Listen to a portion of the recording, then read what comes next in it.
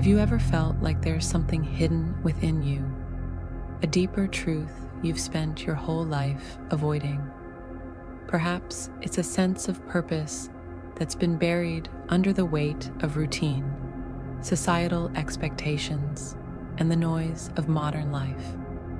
Or perhaps it's a calling so profound that you are terrified to confront it.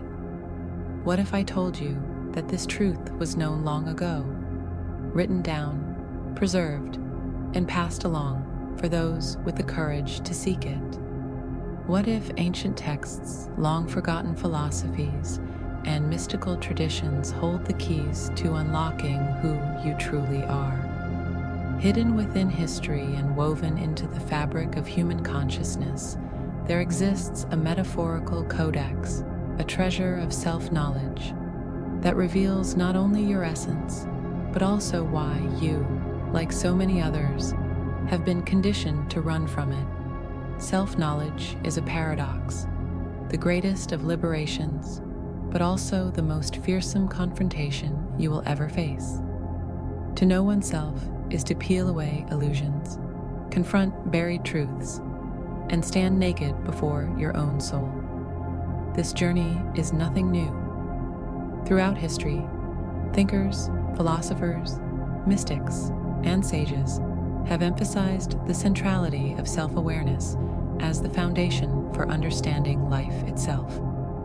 In ancient Greece, the Temple of Apollo at Delphi bore the inscribed maxim, "Know thyself," a phrase that reverberates through the centuries as both invitation and warning. It was not simply advice, but an imperative, a divine command pointing humanity inward. For within the depths of the self lie the answers to existence's most perplexing questions. Plato echoed this wisdom in his dialogues, arguing that the soul carries infinite truths, yet humanity, so easily distracted by the external world and enslaved by its own ego, ignores the eternal knowledge within. For Plato, the journey of life was not a gathering of external power or possessions, but a return to the wisdom inherent in the soul, a reunion with the true self buried beneath layers of illusion. The Gnostics, a mystical sect from early Christianity, carried this tradition forward, teaching that self-knowledge is divine knowledge. To uncover one's true essence, they believed, was to awaken to a higher reality. Their texts, such as the Gospel of Thomas, offer insights both cryptic and profound. One line stands out in particular. If you bring forth what is within you, what you bring forth will save you. If you do not bring forth what is within you, what you do not bring forth will destroy you. Here lies the heart of the Forgotten Codex. The recognition that your inner self, when unearthed, is a source of salvation. Suppress it, however, and it becomes your undoing. The Gnostics understood that society, religion, and culture often conspire to hide this knowledge, to keep humanity fragmented, obedient, and fearful of its own divine potential. To rediscover this truth is not just a personal revolution, but a rebellion against all forces that seek to keep you small. And yet, despite its promise, self-knowledge terrifies us. Why? Because to know oneself is to confront the shadow within, the parts of us we hide, reject, or deny. Carl Jung, the great psychologist, called this the shadow, the darker aspects of the self that include unacknowledged fears, suppressed desires, and unresolved traumas. The shadow is not evil. It is simply the truth we do not want to face. Imagine looking into a mirror that reveals not only your greatest strengths, but also your deepest wounds, unfulfilled dreams, and festering insecurities. For most, the experience would be unbearable, like standing in a storm of emotions you've spent a lifetime avoiding. We fear what the mirror might show us, the regrets we've buried, the anger we suppress, the shame we pretend doesn't exist. Yet, as Jung argued, facing the shadow is the first and most essential step toward wholeness. To ignore it is to live in fragmentation, where parts of your soul are locked away and inaccessible, draining your energy and keeping you imprisoned in patterns of fear and dysfunction. To reclaim the Forgotten Codex, you must begin the work of excavation, unearthing the truths you've hidden from yourself.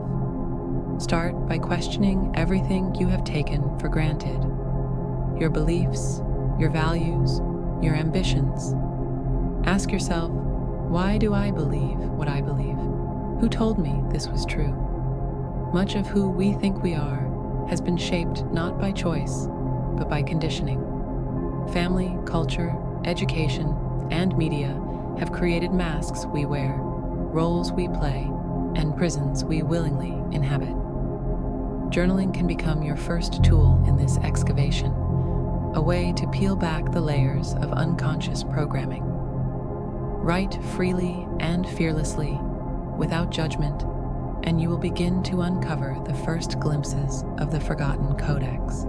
Once you begin to confront your conditioning, the next step is to face your shadow. Carl Jung's work on the shadow is a map for this process. He taught that the aspects of yourself you dislike most often appear in projections. Traits you criticize in others are reflections of something unacknowledged within yourself. Pay attention to the people or situations that trigger strong emotional reactions. Do you despise someone's arrogance? It may point to your suppressed confidence. Do you resent another's success? It might reveal your own unfulfilled potential. The shadow holds immense energy, and when integrated rather than rejected, it becomes a source of creativity, authenticity, and power. Shadow work requires radical honesty, courage, and the willingness to be uncomfortable.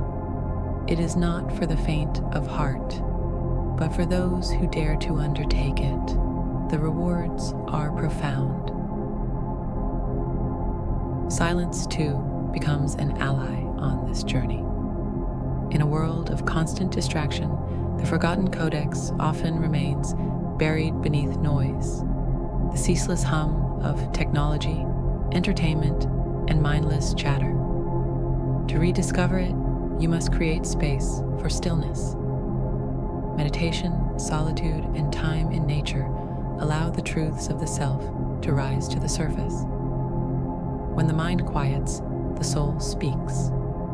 The Forgotten Codex does not belong to a single culture or tradition. Its echoes can be found in the Vedic teachings of Hinduism, where the concept of Atman emphasizes the inner self as identical to ultimate reality.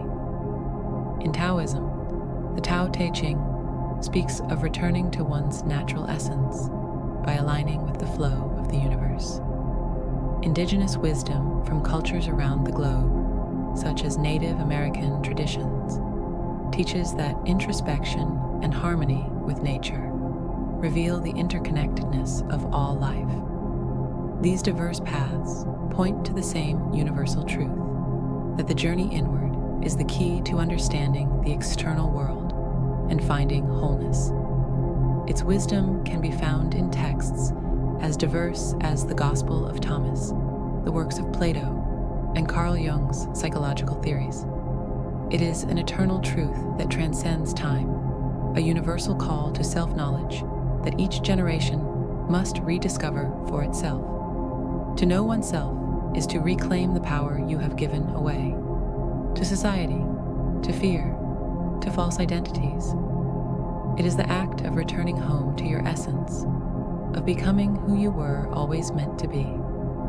This journey is not easy, nor is it comfortable. It will demand everything of you: your courage, your humility, your willingness to let go of illusions.